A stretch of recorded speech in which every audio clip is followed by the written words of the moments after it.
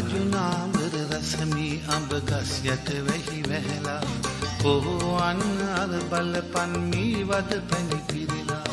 කජුනාඹර රසමී අඹ ගස් යට වැහි වැහැලා කොහො අන්න අර බලපන් මී වද පැණි පිරিলা කොහේ ඉඳන් කොහො කියනවදෝ